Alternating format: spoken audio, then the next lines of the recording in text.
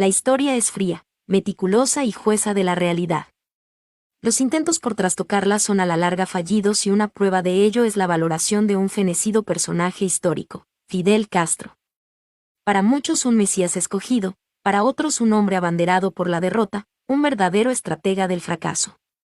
Convertir un próspero país como la Cuba de 1958 en un descalabro total, es el legado de este miserable capitán, cuyo ego y autosuficiencia destruyó una de las naciones más prósperas de América Latina.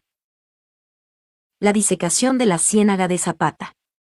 Apenas llegado al poder, en 1959, nace su primer proyecto a lo grande, la disecación de la Ciénaga de Zapata, obra monumental que pensaba consagrar a la siembra de arroz el extenso territorio pantanoso. Luego de invertir en estudios, infraestructuras y destinar ingentes recursos, la idea fue abandonada sin explicación. Este sería tan solo el primer ensayo de una extensa obra llamada Destrucción. Muchos de esos pepillos vagos, hijos de burgueses, andan por ahí con unos pantaloncitos demasiado estrechos, algunos de ellos con una guitarrita en actitudes elvis-preslianas,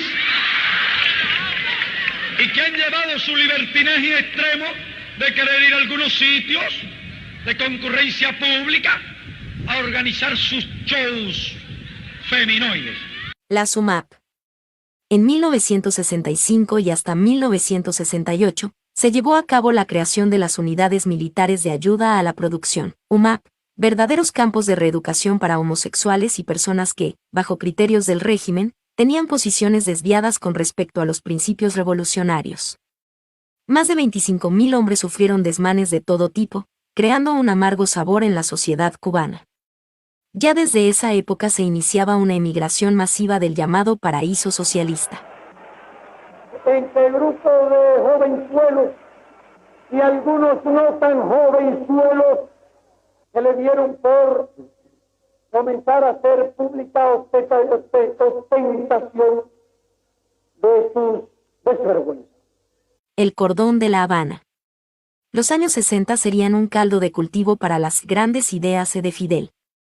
En esta etapa comienza la ofensiva revolucionaria, surgiendo la idea de expropiar todas las fincas privadas destinadas a sembrar café, específicamente la especie brasileña caturra, un tipo de café desconocido en Cuba y que redundó en un gigantesco fracaso, el llamado Cordón de La Habana. Fidel exclamaría al respecto de los gusanos no tomarán ni un sorbo de este café. En realidad nadie tomó café, ni comunistas, ni opositores. Ni un solo cafeto nació de ese estúpido experimento. La tierra de la región, según le dijeron, no es apta para este cultivo y el gandul que supuestamente brindaría sombra al café, en realidad le restaba fuerzas al cafeto y no lo dejaba prosperar. Más de 105 millones de pesos en salarios invertidos sin que se cosechara una sola lata del oloroso grano. El gran proyecto cafetalero también incluiría otros tipos de cultivos, gandul, pampola, dentro de las 6.106 hectáreas destinadas para ello, de las cuales 4.928 eran cultivables. El dictador predijo que en 5 años todas las necesidades de La Habana estarían cubiertas. Todavía siguen esperando. El mayor de los fracasos, la zafra de los 10 millones.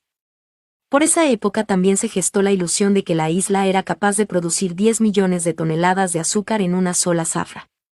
En 1970, malgastó todos los recursos y fuerzas del país intentando llegar a esa cifra, acercándose malamente a los 8.5 millones, según las dudosas cifras oficiales. Como consecuencias, surgieron enormes grietas y déficit en otros sectores de una economía supuestamente planificada. Era la política del salto, pero sin acertar nunca donde caeríamos del impulso. Y hacerlo el millón cada 17 días apretado. Pero con relación al 10.000 millón estamos cómodos. Cómodos. Los ríos de leche y el oro rojo.